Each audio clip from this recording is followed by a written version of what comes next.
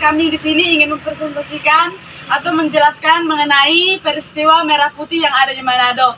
Tapi sebelumnya kami akan memperkenalkan nama kami, yaitu pertama nama saya Aprilis Mandela. Perkenalkan nama saya Yanifika Jega. Perkenalkan nama saya Ameliana Tambah. Perkenalkan nama saya Wika Jerniana. Perkenalkan nama saya Tatri Baru. Baiklah, kami akan memulai penjelasan kami.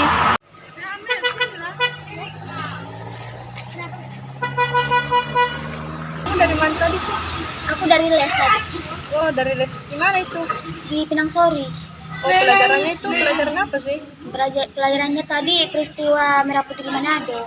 Oh, dari peristiwa dari Manado itu apa sih artinya? Peristiwa penyerbuan militer Belanda di Teling Manado, Sulawesi Utara. Oh, Kak, sini dong bentar.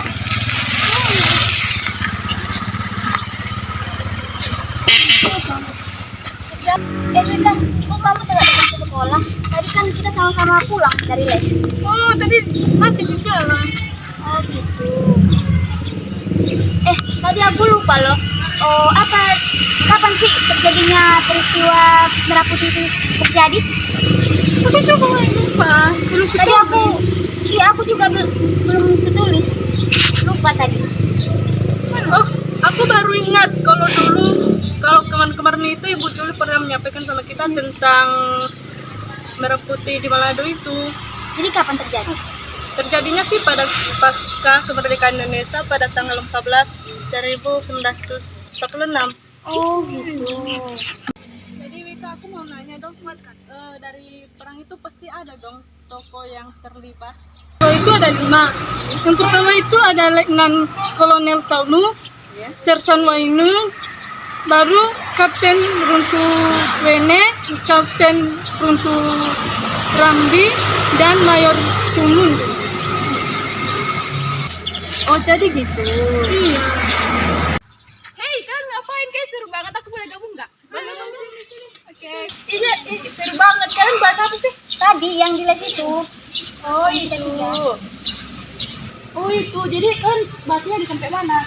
Masih dikit sih. Tadi kan kami barusan duduk di sini. Iya sih, yang di les tadi seru juga ya. Lagi peristiwa di Manado itu. Iya, itu kan dijawab ya. Aku tadi ingat pas ibu itu menerangkan. Jadi kan tahu ya kalau zaman dulu itu alat komunikasinya tidak secanggih sekarang. Jadi ketika Indonesia membuat kabar tentang kemerdekaan Indonesia, kabar itu datang telat ke Manado. Jadi mereka mengetahuinya pada tanggal 21 Agustus 1945. Padahal kita kan merdekanya tanggal 17 Agustus kan ya.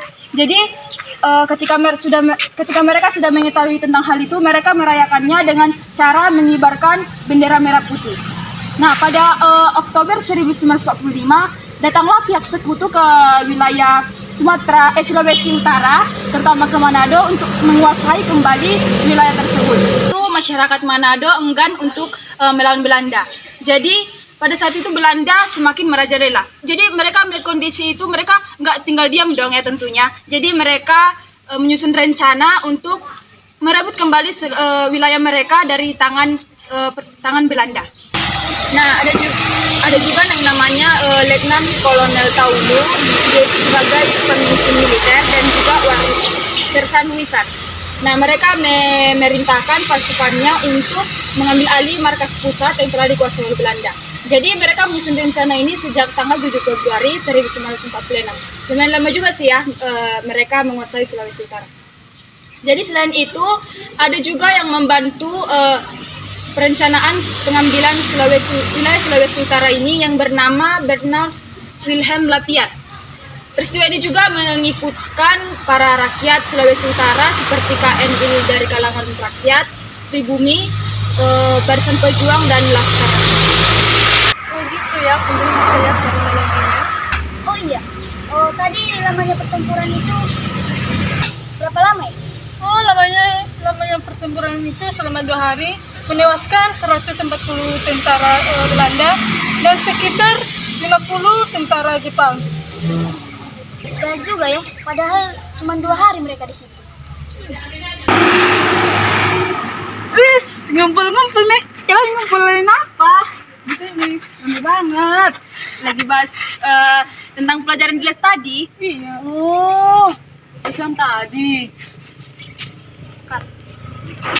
Jadi ini kan aku cuma tahu kronologinya, aku nggak tahu dampaknya. Jadi kau bisa nggak sih ngasih tahu ke kami dampak dari peristiwa itu apa? Kan tadi waktu bulan di les ibu tuh menjelaskan, ada waktu dengar sih, kan pasti kalau ada kejadian pasti ada dampaknya bagi wilayah itu. Jadi gini, pada saat peperangan itu pasti dampaknya bagi rakyat Sulawesi Utara, di mana mereka lebih mementingkan nilai juang bangsa Indonesia ini. Mereka tidak memiliki semangat di mana perjuangan bangsa Indonesia untuk mempertahankan kemerdekaan bangsa Indonesia ini. Kan seperti yang kita tahu, Belanda datang ngapain sih ke Sulawesi Utara? Ya mereka datang ke situ kan karena mereka udah tahu, orang Sulawesi ini belum tahu apa-apa. Jadi mereka datang aja ke situ untuk membodoh-bodohi mungkin ya, untuk membodoh-bodohi orang Sulawesi Utara. Jadi mereka tidak memiliki tekad untuk mempertahankan kemerdekaan Indonesia, di mana mereka harus tak menebarkan bendera merah putih di wilayah mereka gitu. Tadi kalian nulis nggak sih waktu ibu itu menjelaskan semua materi-materinya tadi? Ya ampun, aku kelupaan nulis pulanya tadi. Aku juga kayaknya. Gitu. Ya ampun. Emang pertanyaannya apa? Kamu ingat nggak sih kenapa tadi mengapa disebut peristiwa itu peristiwa merah putih? Oh, tadi aku ingat dikit-dikit. Karena para pejuang berhasil merebut bendera Belanda dari gedung Belanda. Terus mereka merobek bagian biru dari bendera Belanda. Jadi tersisa merah putih seperti bendera Indonesia gitu. Oh, pantesan ya disebut triwarna karena 3 warna ya? Iya. Oh, jadi gitu. Ya ampun, kita udah lama banget ya cerita di sini. Ternyata setelah dipikir-pikir panjang juga ya ceritanya tentang peristiwa merah putih yang ada di Manado itu. Jadi akhirnya gimana? Jadi puncak peristiwa ini itu terjadi pada tanggal 14 Februari 1946. Tapi sebelum kejadian itu, Letnan Kolonel Taulu dan Sersan Wisan itu tertangkap oleh Belanda. Jadi pemberontakan militer Belanda ini diambil alih oleh Komando Mambi Runtukanu yang merupakan pemimpin KNIL dari Minahasa.